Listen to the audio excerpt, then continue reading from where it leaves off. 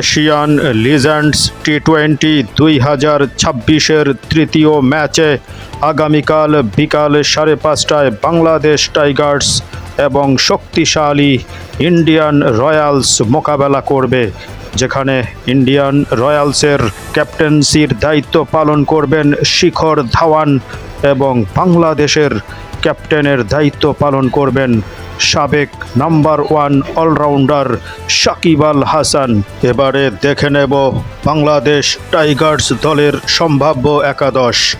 সাকিব আল হাসান অধিনায়ক এবং সাবেক নন্দিত খেলোয়াড় তুষার ইমরান, থাকবেন নাদিফ চৌধুরী এবং থাকবেন শুভাগত হোম, থাকবেন আরিফুল হক, নাইম ইসলাম যাকে ছক্কা নাইম হিসেবে ডাকা হয়, ধীমান ঘোষ উইকেট কিপার ব্যাটসম্যান, থাকবেন সাবেক তারকা খেলোয়াড় জিয়াউর রহমান, ইলিয়াস সানি, শফিউল ইসলাম এবং সবার পরিচিত মুখ মোহাম্মদ রুবেল হোসেন।